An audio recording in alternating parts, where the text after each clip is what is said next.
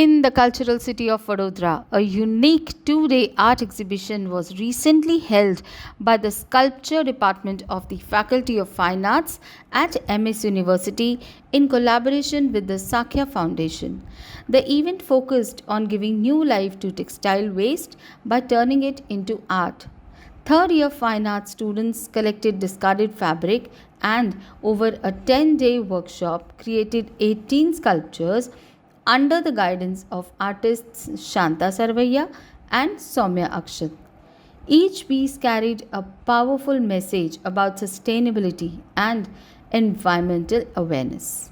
The exhibition attracted a large number of art lovers and local residents, all impressed by how waste materials were creatively transformed into meaningful artworks.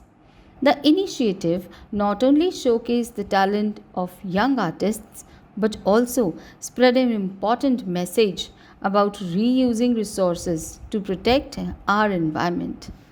Textile વેસ્ટમાં અમે છે ને 3 વર્ષથી કામ કરીએ છીએ, તો આ મગજમાં બહુ પહેલાંથી જ હતું, પણ આને અવેરનેસ તરીકે કેવી રીતે આપણે પબ્લિકને સોલ્યુશન આપીએ તો એ લોકોને સમજ આવે, તો આના લીધે અમે કોન્ટેક્ટ કરતા હતા કોલેજીસથી કે કોઈને. તો અહીંયા અમે આવ્યા તો સ્કલ્પચર ડિપાર્ટમેન્ટમાં ઋત્વિક સર જોડે, શાંતા મેડમ જોડે વાત થઈ, તો એમનું એક ઇકો આર્ટ કરીને આ વર્ષે જ અત્યારે જ ઇન્ટ્રોડ્યુસ થયું.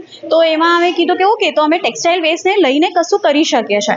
તો એ પ્રમાણે અમે ટેક્સટાઇલ વેસ્ટ એમને આપ્યો, જે pre consumer, post consumer waste બધું એમને આપ્યું, અને એમાંથી છોકરાઓને પણ સમજણ પાડી કે શું ટેક્સટાઇલ વેસ્ટ છે, ટેક્સટાઇલ ઇશ્યુઝ શું છે. જે પ્રેઝન્ટેશન હું 10 દિવસ પહેલાં જ લીધો હતો, અને પછી જે શાંતા મેડમ છે એમને છોકરાઓને બતાવ્યું કે પોસિબિલિટી શું છે ને એને ઇકો આર્ટ કેવી રીતે થઈ શકે.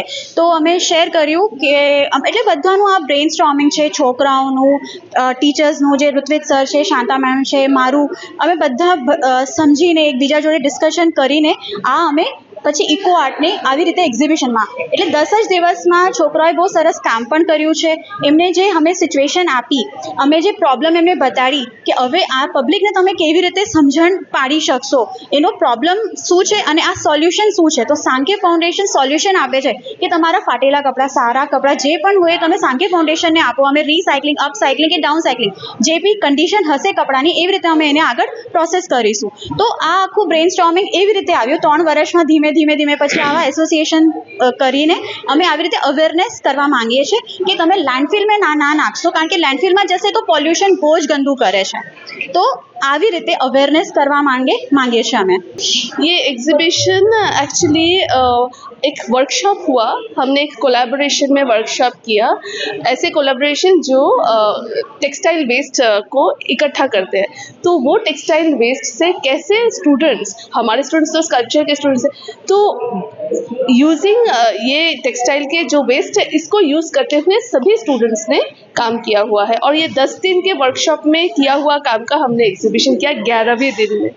तो स्टूडेंट्स ने पहले हमने उनको अवेयर करवाया कि टेक्सटाइल वेस्ट कैसे प्रोड्यूस होता है, क्या होता है, और उसको हम कैसे अवेयरनेस क्रिएट कर सकते हैं.